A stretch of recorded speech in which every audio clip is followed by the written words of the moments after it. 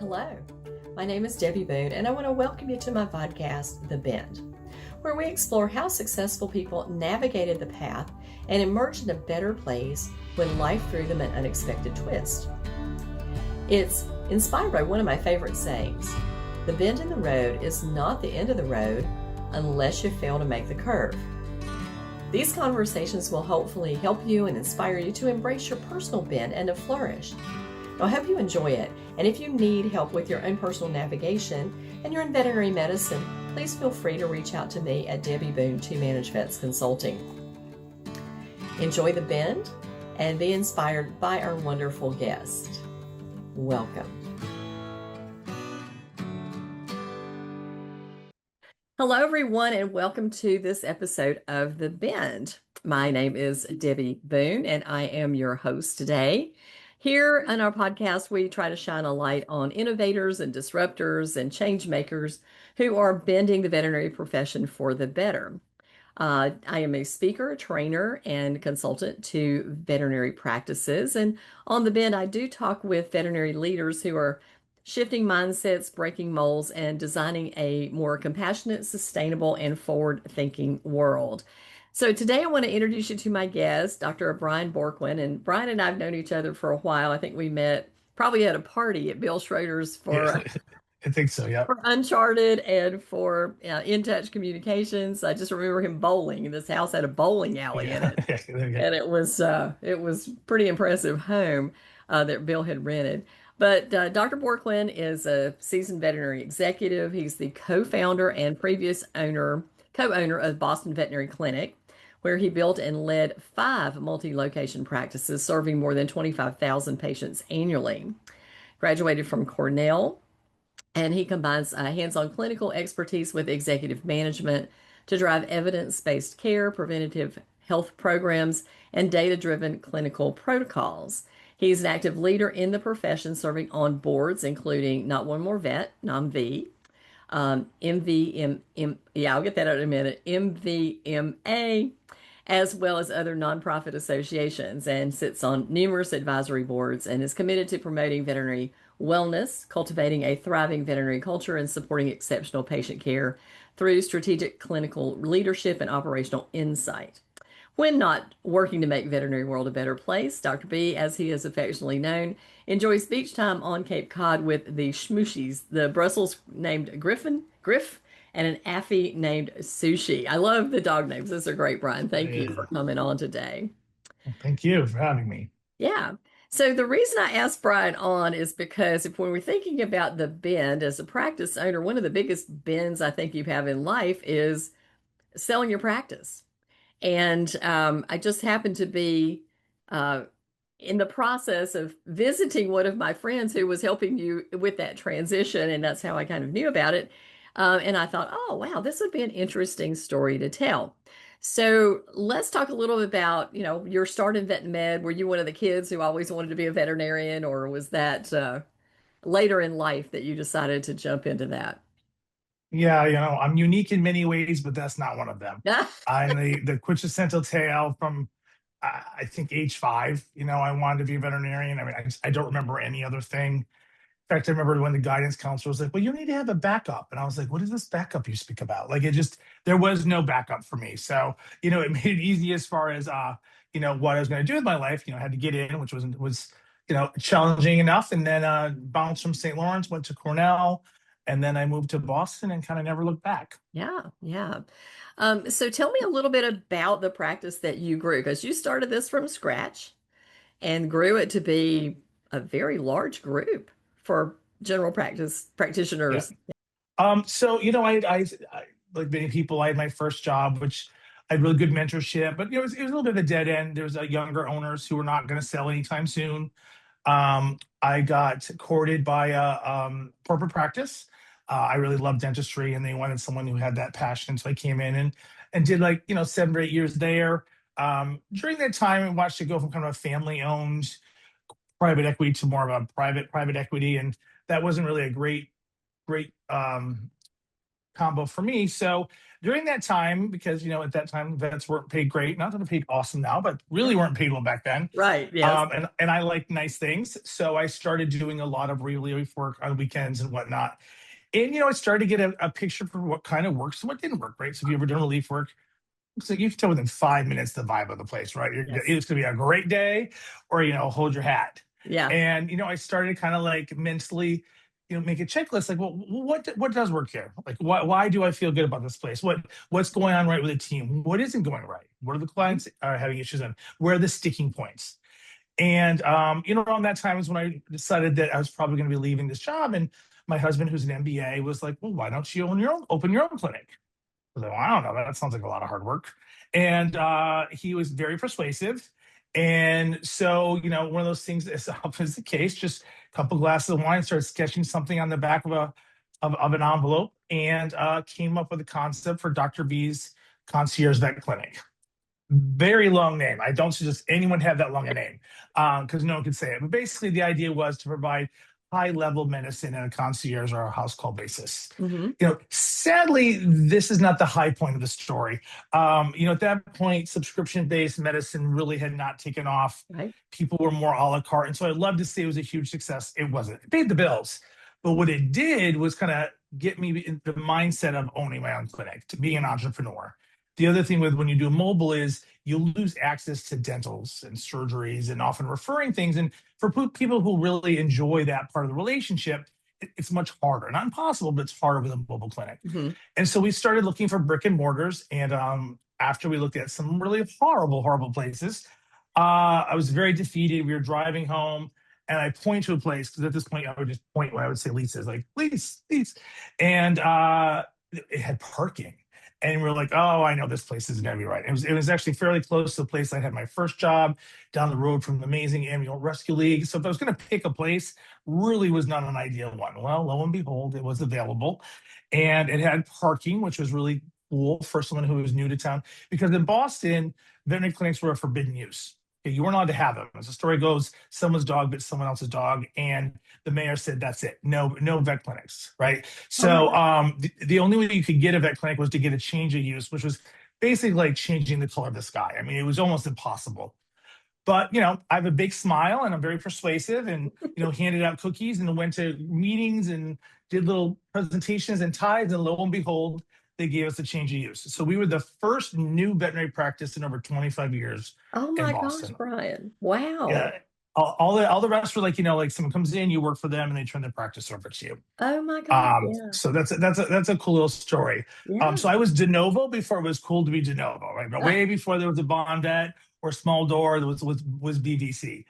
And so that's basically how BVC was born. When it was the whole concept was just taking all those things I had learned and all those good and horrible relief shifts and kind of turning into one place. And it wasn't easy, when you're the new guy on the block and you're unproven and you're young. People, where's the doctor kind of thing, right? Right. Yes. And when you're unproven, you don't get the best staff, right? You sometimes get the staff who can't get a job somewhere else, or they're new to town. And so, we really kind of had to build our way up. Yeah. But there was a need, and I always said if I could get you through the doors, I had you. Right. And so we did guerrilla marketing. I think maybe before there was, I went to every pizza dinner, spaghetti dinner, baseball games. I mean, in the dog parks, giving out cookies. I mean, I kissed a lot of babies. But, we were really the first clinic that actually had to try. The rest were just had already been there, and they had kind of full. So, I really had to prove that I was something different. This also corresponded with, fortunately, a real uptick in the pet population, because I didn't want to make my money off of taking someone else's clients. So we were really trying to provide something different, and that's what we did. So that was how Boston Veterinary Clinic, which in itself is amazing that name was available. I mean, there was Boston Veterinary Cares and other, but BVC, Boston Veterinary Clinic, was an open domain. So I think that also helped as well. So yeah, I think all the stars aligned just right, and that's where we were born. So how long were you open before you decided that it was time to exit? 14 years. 14 years. 14 years.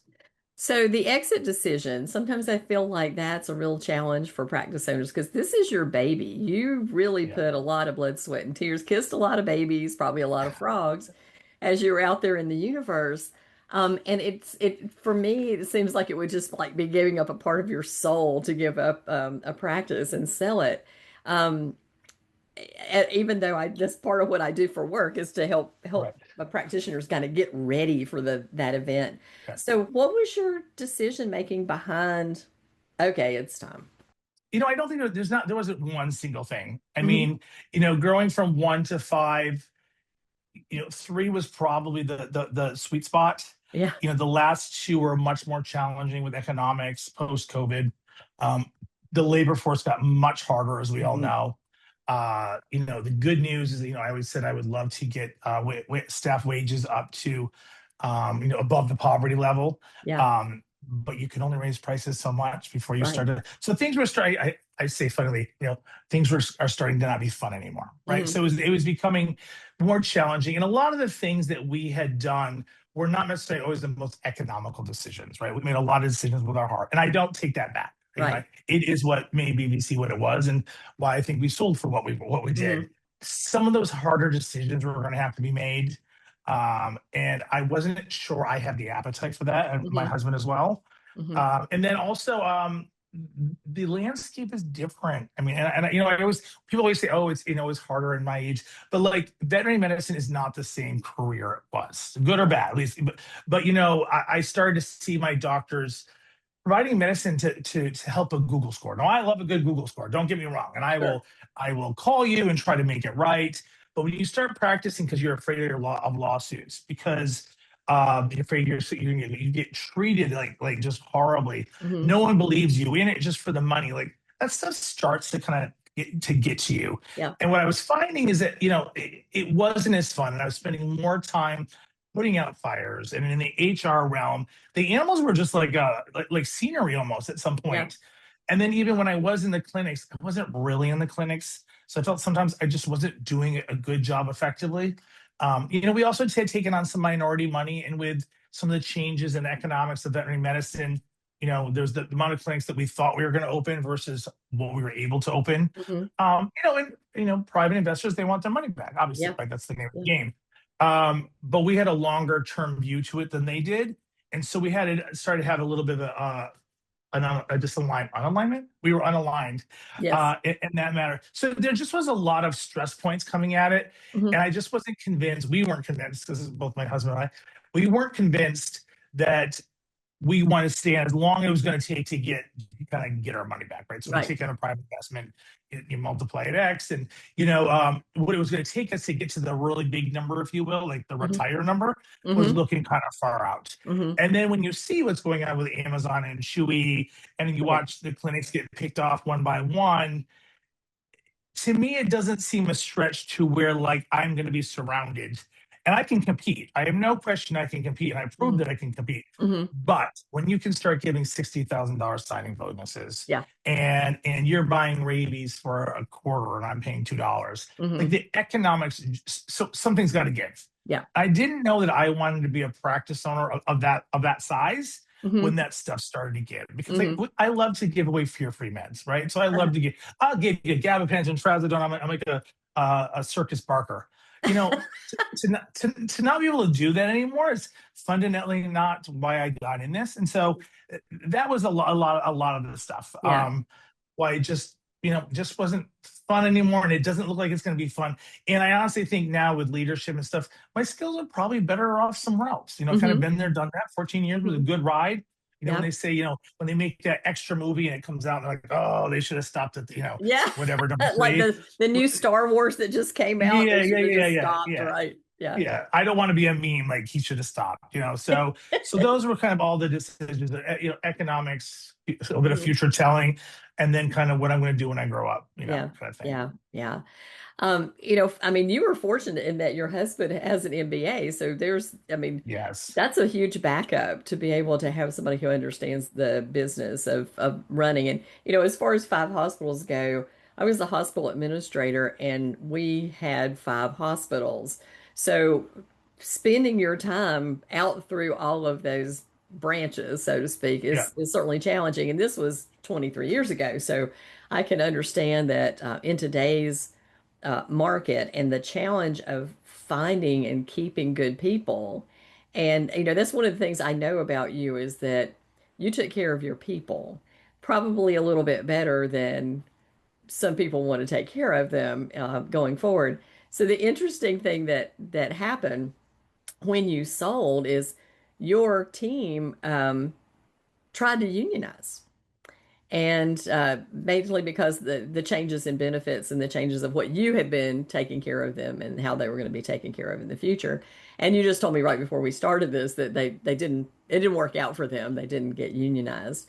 But I thought that was a really a feather in your cap because if you took care of your team like that, that they were willing to cohesively form something rather than Yes. just what you see in a lot of times is they just give up and quit and Yeah. move on to other places and they just bleed out of the new owner entity. But yours tried, they tried to stay together as a group.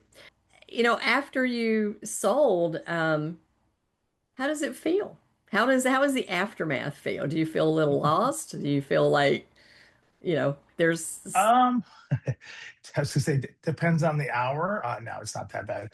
Um, I've never gone through childbirth. People say they would never want to go through it again. I would never want to go through this again. I'm not going to pretend that this was an enjoyable experience. It was not. yeah, It was challenging and surprising and disappointing and all the ings. yeah. But at the end when you do get to this largest size, and I do have a word of wisdom coming up, but when you get to a clinic that's that size, there's not much else you can do, right? So Right. we always knew that we were likely going to be selling to a consolidator or corporate. And I'm not going to pick on anyone, right? And Mhm. there's good ones, there's bad ones, there's in between ones. It's just a matter of they do have different goals than you Mhm. have, right? And so I think the most important thing is just to stay true to yourself. Mhm. And this is what I think led me to have a team that stood up for themselves, Mhm. right? And when I have to like say, Paul and I did not know this was happening. Just to say 100 times, I Right. found out an hour before everybody else. But I was so proud of the team. It Yeah. may have not been the avenue I would have chosen, but it was the avenues they chose. Mhm. And it's because we created an environment where people wanted to be heard. Mhm. We honored our LGBTQA plus um, uh, employees. And Right. and so for me, when I looked at like the people of color, the amount of trans, et cetera, who were part of that blockade, Mhm. that they wanted to be stood up and be heard, like Mhm. that brought tears to my eyes. Mhm. And then I was scared, what the heck's going to happen with all this? And I've Yeah. got earnout, and that was all the secondary thoughts, right? Yeah. But Right. that initial thought was like good for them, Yeah. right? Because it was a population that traditionally has been held down. And Yes. so I felt good about that. So, when we say, how do I feel today? Like, yeah, maybe we didn't go for the number we wanted and it didn't work out the way I wanted, et cetera. But at the end, I think I did make a change in veterinary medicine. And, Mhm. and that's a great thing to say, Yeah. and then when there's kind of back and forth, right, all the chatter and something, and someone would said like, you and Paul will always be remembered for creating a de novo in Boston that changed the way veterinary medicine is looked at, where you did put your money where your mouth was as far as wellness was concerned. Mhm. It was fear-free for the people as well as the animals. Mhm. And so that's why I'm not scared for the future. If I can do it, anyone can do it, right? And and there'll be mistakes. We Yeah. can do a whole other video cast on the mistakes I made. I'm only Of I'm course. only highlighting the good things, right? Uh-huh. But I'm just a small town boy from a town of 2,000, Yeah. and at one point I owned 5 clinics in a major metropolitan area, and I did Yeah. it with very very little money. uh, no money down, like Uh-huh. little loan from Bank of America, and we Uh-huh. sold for multi-millions. So Yeah. it's I am where I am here. I'll be excited to see what the next step looks like. Mhm. But I think if you keep true to your values Mhm. and smile and you're nice to each other, as corny as that may sound, like you're Mhm. gonna get through. But yeah, I cried a lot. Yeah. Yeah. Because it is my baby. But also what I said is when people are like, oh, this, that, and during these times sometimes people love to throw mud. I was like, at the end of the day, BVC was not about who signed the paycheck, Mhm. right? It's about the people in that room. And we're there to provide medical care and Mhm. quality care. As long as you stay true to that, you're going to get through anything. It doesn't Right. matter who, if this is where inventory is kept this day and we do 1 week or 2 week, or it doesn't matter. Yeah. That's all noise.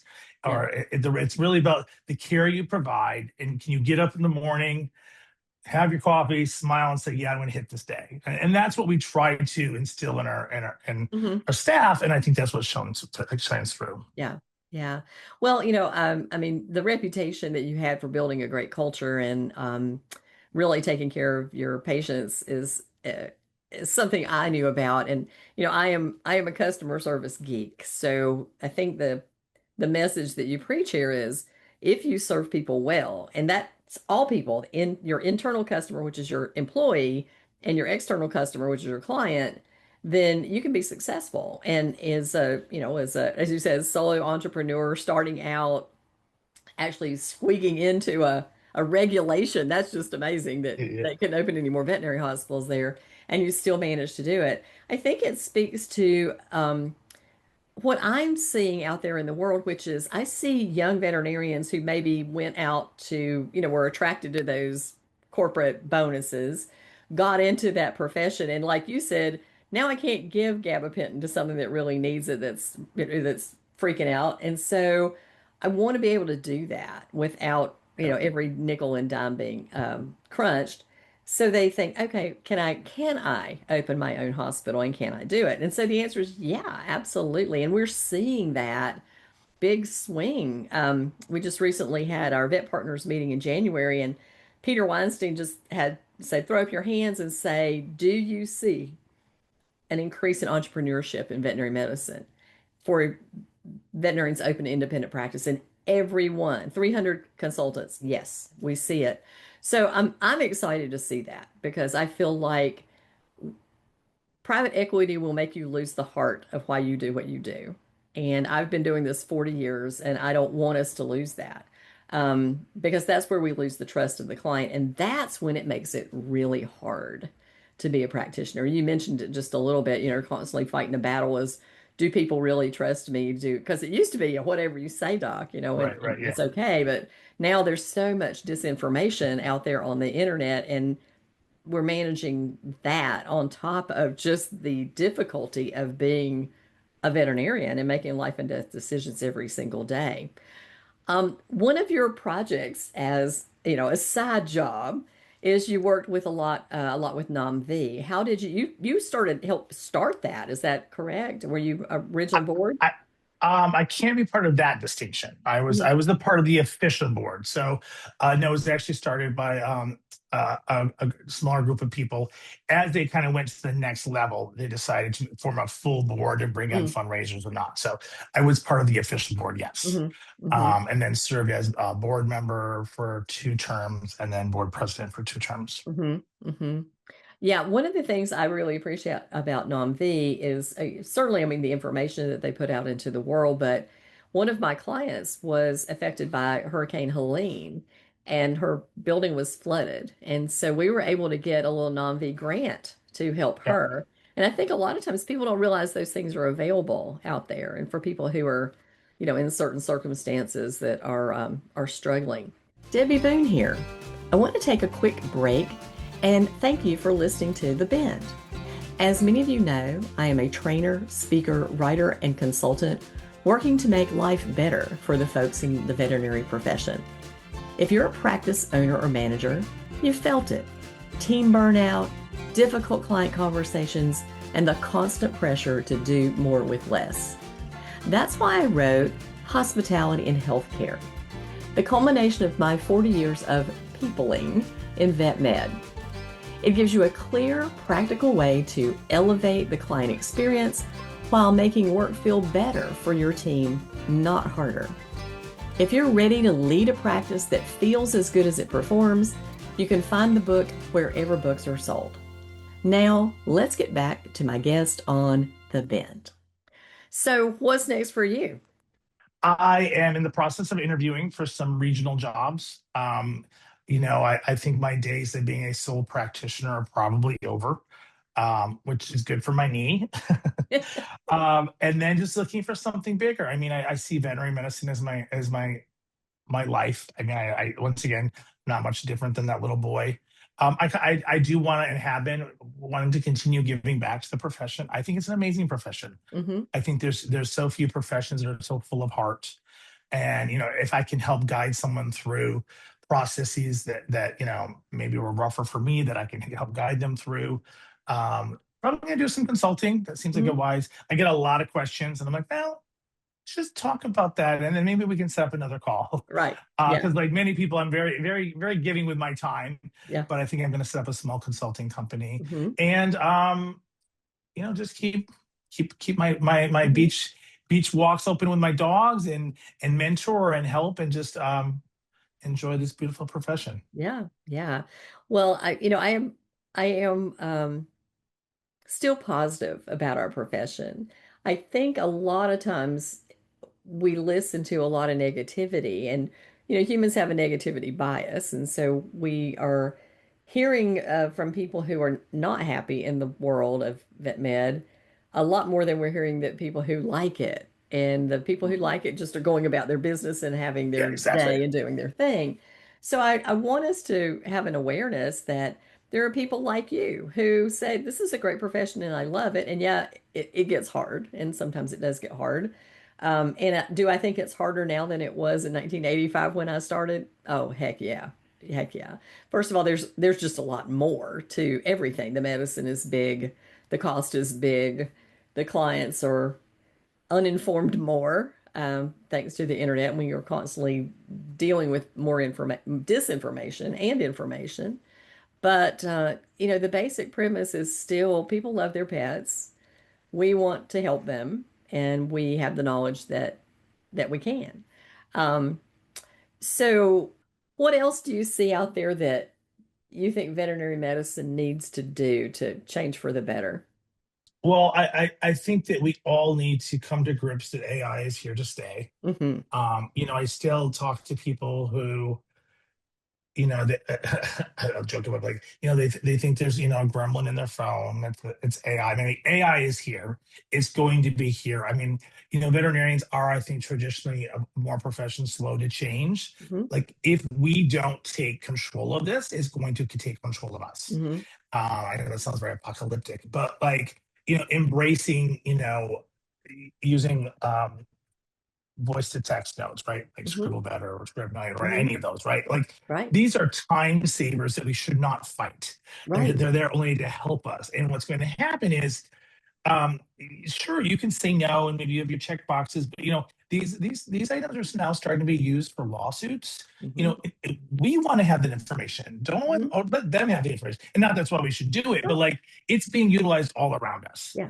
And if you're going to be going for a new job, let's say you are unhappy at said job, Hmm. well, what if you can use voice to text, well, or you can, I don't know, um make your own presentation that way. Like, it's a tool that I think we all need to embrace. That doesn't mean we all need to be writing our own AI code, No. but if you don't have familiarity around it, our clients have it, Yeah. and they're going to start expecting that level. I mean, I'll tell you the other day, like, my VIN membership, I don't know if I should say this, my VIN membership had been canceled because I no longer work at that company, and I was doing a relief shift, and they had no plums, and so I didn't have plums on my phone, and so I'm like, hey, I wonder. I asked ChatGPT, and it was on there. So if I can do that now, I check my sources and I make sure Sure. it's Yeah. right. But in a pinch, it was a drug I hadn't used in a Yeah. while. You think our clients aren't going to be chat Of GBT and course. the heck out of this stuff? I mean, Yeah. it's just like Dr. Google. So I do think we need to have a healthy understanding of it and be leaders in the way, and Yeah. not some of the other Yeah. stuff where we're Yeah. picking up the behind. Yeah. And then I think the other thing is to remember our poor grads. I mean, they're being told in school to ask for the sky, and I want $250,000, and Yeah. I don't want to work weekends, and I want to do three, like I hear so many people lament the students and not remembering that it's, is this recorded? Of course it is. It's Yeah. our schools. Our schools are the ones teaching them Yeah. that. There's a disconnect between what the schools are saying and the reality. Yeah. And I feel sometimes people like are just, they've got a chip on their shoulder about what the students are coming in. Hmm. And so during my mentors, I would talk to them. I would sit down like, hey, like, these are their expectations. No, I can't give you an $80,000 sign-on bonus and don't work Right. weekends and give you 8 weeks off, because I will take that job. Yeah. And and so just remember to be calm with them, and then just to not be so dark. Yeah. I mean, when someone's graduating from school, maybe is not the time to tell them that, I wish I'd never done this. I mean, that's where they So are. They're true. there and they got Oh, yeah. loans. And, I do see, and granted, with Mavi and some of the other work, like Mhm. I am supposed cued in more into some of the more negative Sure. stuff. But Exactly. just remember, like, these are the veterinarians of tomorrow, and to try to, and they're the ones whose loans are the biggest and life's are often the most challenging. And Mhm. this is our at-risk population. And so, Mhm. be a mentor, work with your schools, just, help our vet use, because these are the vets of tomorrow. Mhm. They've got a lot more being thrown at them, and they're getting so many different messages Yeah. that I really think that we should be giving them extra care, Mhm. not doing hands off. Right. Yeah. One of the pet peeves I have about school, and of course I'm not a veterinarian, but I've interviewed literally hundreds of veterinarians in my career and worked with 30 plus um, in our practices, is that I feel like that academia has become so far removed from day-to-day life in a veterinary practice that they are not appropriately preparing their students. And I've laughed and said, Banfield puts out that top 10 list of dog diseases and cat diseases that they see. I went, you really need to teach them this, because this is going to be 80% of their work every single day that they're seeing that. But even prior to that, I think we probably don't give um, even kids who were like, I want to be a veterinarian. I mean, I was one, 5 years old. I'm like you, I'm going to be a veterinarian. My mom says, where are you going to college? I go in North Carolina State. She said, where else are you applying? Nowhere else. That's it. And that was it. That was the only thing I did. So I have a pre-vet degree in animal science. But, that we're not really giving good expectations of what it's like to work with the public and to be emotionally secure enough to deal with somebody who's banging you up. I mean, and then also to teach them the skills of emotional intelligence where they can manage the emotions of others, because that's what you're spending a lot of time doing, the teams and the veterinarians. And sometimes it's maybe even a little easier for the veterinarians because they have the authority compared to what the receptionist or the technicians do. But those are the things that we don't disclose for the technicians and for the veterinarians. And then they come out into the world and they get a little shell shocked because this is the first client that gives them pushback or says, I don't think that's necessary. And they've been taught gold standard in school. And if you don't do this, somebody's going to sue you. Then you're exactly right. We need to prepare them better for out in the world. And then again, the salary expectations are a little off the charts too, and a little unrealistic for you haven't proved to me yet you're worth that. This is your first job, right? Right. I mean, when I looked at a resume, any resume I saw was someone who had tech before or worked in a clinic. Like, I'm going to hire that veterinarian 2 to 1 over a veterinarian who was just Me too. smart. Me I mean, too. you got to someone, because if I heard Doc Nellis's stories one more time, like, you hear the same, you sit in the room, right, and they get over and over and over, and then you see people's different reactions. You can start to read people, and that's when you realize that this is it's a sales job. It's medicine. I'm not saying it's not, but if I It can't is a convince sales Mrs. job. If I can't convince Mrs. Jones that little Peter needs his teeth cleaned, I can be a Rhodes Scholar, the smartest vet in the world. It doesn't mean a damn thing, right? Yeah. And so, people who have come up through the trenches, like, they know that, they Yeah. understand that. They, Yeah. they don't come in and be like, "Whoa, I have to talk to people." Yeah. You see that. And I've Yeah. seen that in interviews. So, I love to see a technician or a doctor that's had a lot of practical experience. And that's continue kind of piggybacking on what I said earlier. This is where vets can make a difference. Like, Hmm. we took in co-op students, we took Hmm. in summer students, we Hmm. did externships, because I was very lucky, fortunate. I had a number of early mentors. People who made time in their career to Hmm. let me follow them, shadow them, ask stupid questions. Hmm. And for me, I always felt like I had to give that back. Yeah. And we used to always say during interviews to doctors, like, can you teach? Because we're good. Like this is a teaching hospital for all Yeah. intents and purposes Yeah. because of the amount of students we use. And then I'll say, can you be taught? Because I don't want someone who's just an individual performer. But like that was so important to me to be able to give that back. Mhm. And like it's like, what's that you pass it down, or I don't remember things when you pass it on, or I mean, it's like an apprenticeship, when they come in and you're yeah. you're passing it on to the next generation. And yeah. But it's so funny. You mentioned being a salesperson. And so somebody asked me one day if I could teach them how to train CSRs. And I said, no, you have no credibility whatsoever. You are a drug rep. No. But what you do have is customer service training and sales skills. And so I can create a presentation that you could go in and teach sales ability and customer service. And it would be a great asset to the practice to do that. But if I went in and said, I'm going to teach veterinarians how to sell, they would keel over like those fainting goats and Yeah, die yeah, you know so but it is so important because if we're lousy at that, we don't get to do medicine because it is right. completely consumer driven, yes or no, I'll pay for it or I won't, kind of deal. It's not like human insurance. And I don't you mentioned the AI, and I'm very pro AI as a tool. I use it myself and absolutely think that my clients should be using it in their practice, especially the scribing. I mean, that's just such a no-brainer. It just blows my mind when people don't do it. But there's some scary parts about it too, and the fact that it's gotten to the point now where fake looks real. And Yes. I was just speaking to a veterinary nutritionist in another episode, and I saw from human side where AI is now supposedly writing research papers and taking well-known research names and putting it on those papers. So now you don't even know what's real and what's true in that aspect, which is really, It's really scary. frightening to me. Yeah.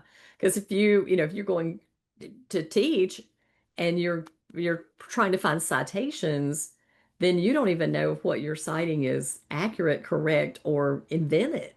Um, so I think we really have to, this is where the veterinarian comes in, or this is where the consultant comes in. There's a lot of information out there, but the knowledge that you have as a veterinarian and as a business person, and me as a business person, we're able to parse through that stuff that ChatGPT brings to us and go, that's not exactly right, all right? That's not Yeah, exactly yeah, accurate. And I feel like that's where the veterinarian comes in when people are AIing whatever it is, because yeah, they'll sit right there in the exam room and do it while you're, yeah, yeah, let me see what chat says, yeah, yeah. Chat makes shit up, right? Yes. It does. It does. Um, so some of the things that are out there in veterinary medicine, I just kind of like to get your opinion on them because you talked about AI. What is your opinion? Because you did utilize your team with the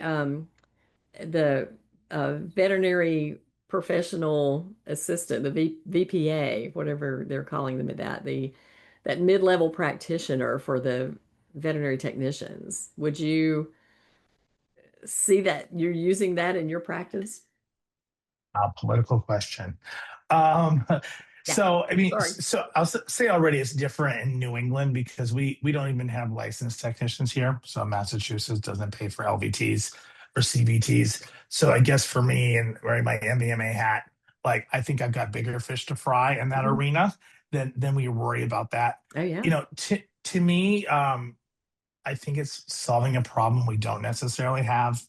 It's just as simple as that. I Yeah. mean, the politics of why that was created, I think, probably is not what ultimately what it serves. Now, could it be a time and place for it? Sure. Like, Mhm. I just don't think enough thought and time has gone into it. And then for us in Massachusetts, like, gosh, let's get the LVT, CVT Yeah. things under control first. Yeah. I am all about licensure and credentials Yeah. and being rewarded for that. I'm not against that. And I am Mhm. for people doing the job that they are allowed to do under said licensure. Mhm. But I feel that it's just creating another layer of confusion for Yeah, some things that really aren't that well thought out. I mean, look at it from one state to another. There is no, it's like the wild, wild west. And now we're absolutely. going to add in another level of Yeah. designation.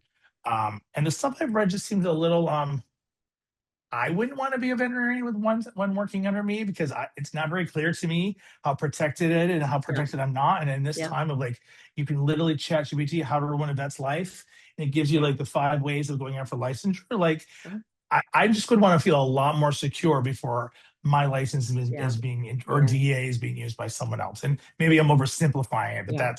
those are my thoughts. Well, I was the reason this came to mind because I was thinking about your team and the leveraging and you're right. I mean, as I started to consult 20 some years ago and go from state to state, the state board requirements shocked me because I grew up in North Carolina where all of our veterinarians are required to have 20 hours of continuing education every year to keep their license. And then you go somewhere else and they're not required to have any continuing Yeah. education.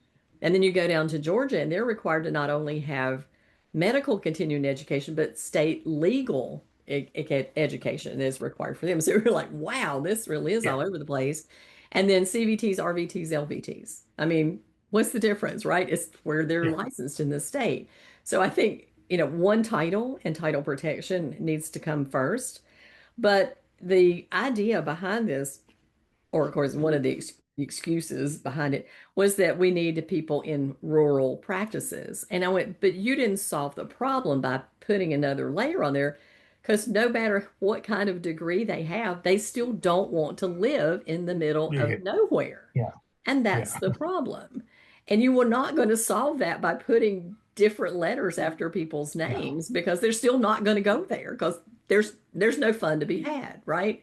Yeah. And no schools for my kids and no employment for my spouse because it's in BFE. And so it's an unrealistic, I think, unrealistic. And somebody said to me, but they're going to be well trained. And I went, I have a problem with any of it. I think I know some people who have master's degrees, some of the first class that has master's degrees. The surgery problem, that is my hook. Whatever else they want to do, it's the surgery. And he said, well, they'll be trained. I went, you first. You first. You take your animal first, and then we'll see how it goes to somebody Yeah. who's, supposedly learned online how to do that. So, yeah, okay. I won't give you any more political questions. Yeah. I just had to ask that one. I did have to No, ask it's that good. one. I mean, it's come up in a few. I mean, obviously being on the MVMA, we had to take Yeah. a stance on it. So I did know more about it than the average bear, but Yeah. I figured you kind of did. I yeah. figured you kind of did. So thinking about, looking back, you said, okay, I think, I'm certainly going to mentor some new practices, some do consulting work. But if you were a young veterinarian looking back at your career when you got ready to start um, your animal hospital, what do you wish you had known? To keep more money in operating expenses is when you start out. I mean, literally that was, the biggest mistake that we made was, you know, being told like having $60,000. I mean, mind you, this is 14 years ago, so Sure, yeah. you know, yeah, do So that. the But numbers have to 60, extrapolate, yeah. yeah, the $60,000 of operating expenses was enough to keep the doors open. And Yeah. I mean, no, and it's just not. I mean, it was just a big fat lie. So and it led to some very scary, stressful time that I think had I not had I realized how low that was, I would have done things differently. Right. Hmm. So Hmm.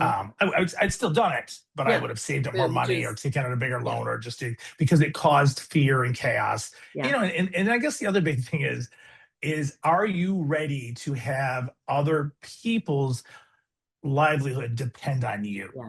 yeah. And I don't know that it's such an obvious thing, but nothing that anyone ever said to me.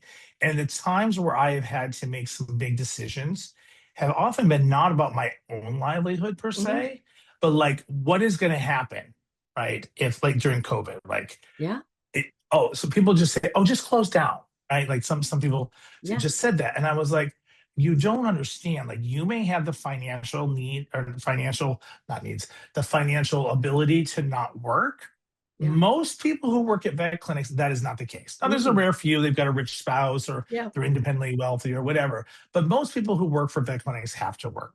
Hmm. Like closing it down is not an option for them. You are Right. not going to make the same on unemployment as you are other than besides also the obligation to our patients, right? Right. Yeah. And so like remembering, so I said that you remember that that animals have owners or pet Yeah. parents.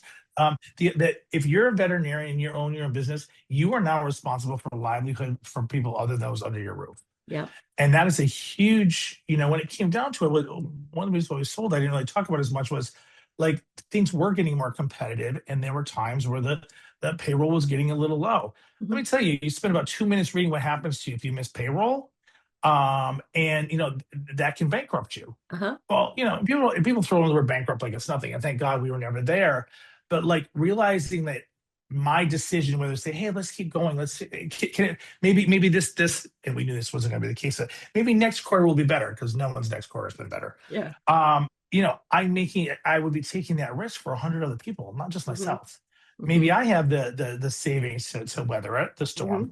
but what about the other people? And so Right. I think that's really the thing to think about is once again, you can be the best doctor and you can be extroverted and you can do all this stuff, but are you ready to make your decisions based on first five other people and then Yeah. 15 other people Yeah. and it that humbles you so much. Hmm. And it's tough. It's tough. And then sometimes you also have to make your decisions. Like, well, this is what's better for my life. Yeah. But what about for these people? For Sometimes what you all try to these do is people over here. you try to find the area where you get the most Right. overlap, and that's Yeah. great. But I don't know that many people talk about that. Right. They talk about Yeah. the numbers and the EBITDA and what you can sell Yeah. for and the medicine. But when you got to look at someone and be like, oh, yeah, that was a poor decision. Maybe I shouldn't have opened that clinic. And you know what? Sadly, I now have to sell the business. Yeah. So that is definitely something that I did not take enough time on. Maybe Mhm. other people think that Mhm. I did not. Yeah. And one day being like, huh. And actually, it was funny. It was the other way around. We had come out of something after COVID, and COVID was very touchy there for a while because every dollar I had was in veterinary medicine, Yeah. every dollar. And there was like 3 days where they thought dogs might get COVID, and I was like, oh my Oh god, yeah. if they get rid of all the dogs, I'm going to lose everything. And we didn't tell the staff. I mean, they didn't know where our money was Right. or wasn't. Yeah. And I actually collapsed one day. I was so stressed. And I wasn't eating. The mask was on my head, and I literally collapsed. Well, because we were doing a week on, a week off. I also think I was doing intermittent fasting to Yeah. lose all the weight I gained during COVID. But anyways, like I was like, oh my, it's just so stressful. So what are you stressed about? Like there's business left and right. And I was like, oh, well, we could have lost everything. And they were like, why are you not depending on the team? And so I got to see it from the other side, saying, Hmm. you don't need to take that burden alone. We're here to help. Yeah. But at the end of the day, like I'm the one who's got to open those doors. I got to Right. keep the lights on. And Yeah. so I don't think enough people talk about that when they're Hmm. talking about, and this is having your own clinic. If you're working for Yeah. someone else, it's not as tough. But It's when somebody you're else's decision there. Yeah. when you're the owner of the practice, these people depend and not it's not only they depend on you, grandma depends on you, and little Joey depends on you. Yeah. Like it just suddenly you're like, holy crap, I've got Yeah. 200 people. If I make the wrong decision, like are going to be in a Yeah. bad That place. And that everybody pays for it. Well, I guess I'm kind of an odd management consultant because I do teach my clients how to look at numbers and yeah, and the EBITDA and all that. But for me, this the balance. It's the balance. If you look after your people and they will look after your business. And if you don't look after them, and if you yeah don't hire appropriately, and if you don't fire judiciously when somebody's not performing, then and you haven't built that culture that you should be able to walk out the door and be gone for 6 months in your practice run. yeah And that comes from really leveraging your team and teaching them about business. And a lot of times we just kind of wall them off and go, you do this task, task, task, and we don't let them get invested in the actual growth of the hospital. And but if you do that and you choose the right people, like I said, they'll do it for you, and a lot of the pressure comes off because and that made I feel like that happened a lot during COVID when you had practitioners who had been really open and transparent with their team and says, look, we don't know what's going to happen here, but we're going to try to keep the lights on. We're going to try to keep you working. We're going to see what happens. And the people said, well, maybe I don't need as many hours, and somebody does need hours, and I'll give them their hours. And I just saw this, I thought I saw a lot of wonderful things happen in our Yeah. profession during that time. And on the managers groups, I saw them problem solve and share those problem solutions with Right. the world. Anybody said, this is how we're putting posts up in the parking lot and numbering them so we can figure Yeah, out, yeah, exactly. things. I mean, there was just The so much going creativity on. overflowed, It definitely the did. It creativity really overflowed. Yeah. did. So I feel like we have some great people in our profession who really are invested in it and who want to do good work if we create an atmosphere for them and involve them in the business of it, especially for the independents.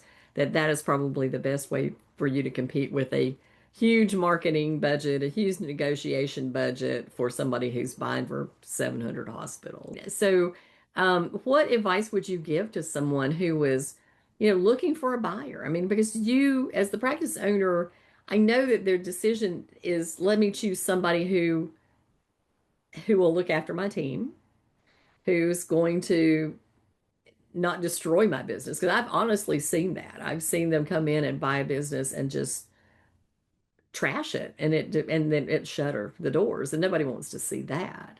So, how did you make your decision? Yeah, I will preface it. I don't think there's any magic sauce to this. I don't think it's any one size Mhm. fits all.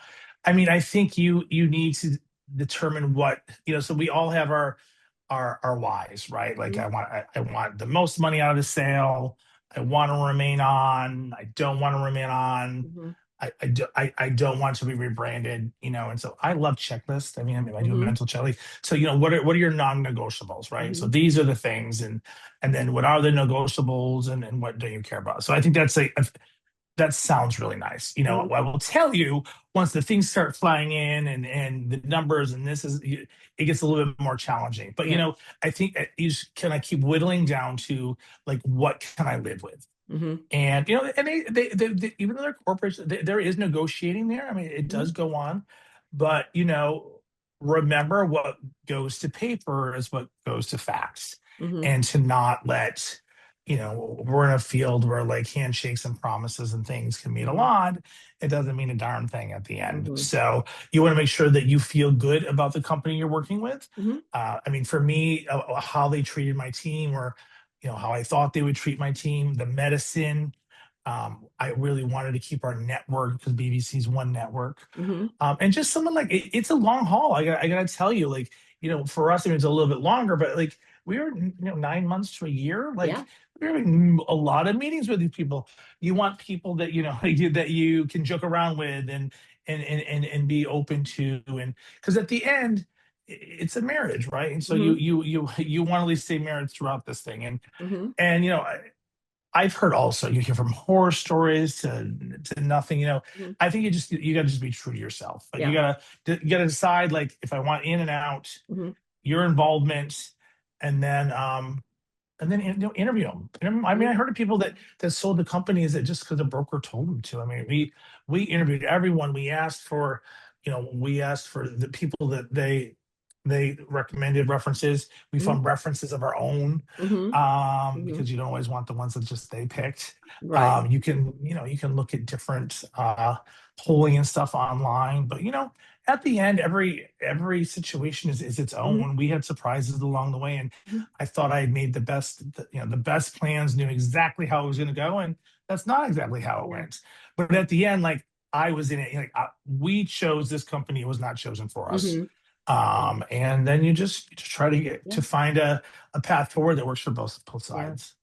I would say it preliminary to that is keep your books because, as a consultant, I've been in practices where the practice owner is buying things that don't belong to the practice and they're just or they're paying their kids or they're not paying their kids to Oh, work yeah, and yeah. and so there's not a good data, and so get the most from your practice, your data has got to be clean and accurate, and if there's a lot of guesswork, your price drops down because they're like, Yeah. you're showing us these numbers, but we don't really know that they're true or not. So there's, absolutely that. And I think the point you made, like, do you want to stay on? That's the other part of it too, because you're going to work for these people for a year or two afterwards. And are you going to be able to tolerate it? I have a friend who is part of a consolidation group, and I said, well, where do you see the failures or where people are upset? And he said it's mostly because the practice owners thought it would be okay if they weren't in charge anymore. They thought they could work for somebody. And then when somebody comes in and goes, these are the drugs that you have to use, and this is the budget for the inventory, and this is the budget for the labor, and this is the manager's now going to run you rather than you running the manager, they can't take it. And that is Yeah. a lot of where it becomes disgruntled. So I think that you have to have your mindset right too, if you're going to stay there and work, that you just become an employee and you're not in charge and things will change. And when they say things won't change, that's bull. It will change because they're of necessity, they will change. Because it's different people running the show and they Yeah. run it the way they want it to run.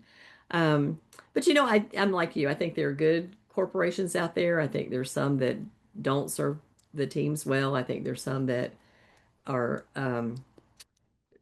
skip over having veterinary input into the management of the business. And I think that's a big mistake because, private equity knows money and they do not understand. And we're a quirky business. You can say it all you want to. Business is business. No, it's not. Not in this world. It's very much emotion driven and not like other healthcare. Because I see a lot of uh, human healthcare tools that want to come into veterinary medicine. And I was talking to somebody at VMX because since I started the Receptionist Association, everybody wanted to talk to me about their AI receptionist. And I said, okay, here's the question for you. So a client calls up and your AI receptionist answers the phone, and the client says, yes, I want to talk to someone about putting my dog to sleep. What does your AI receptionist say? Well, this guy was from human healthcare and he was completely stunned because we don't do that to people. And I went, yeah, yeah. So now you got to go back to the drawing board and you got to think a little bit because that happens about 3 or 4 times a week and more often in emergency clinics. So it's that kind of stuff that it doesn't always translate. And the um, the private equity that's invested in human healthcare doesn't see that difference.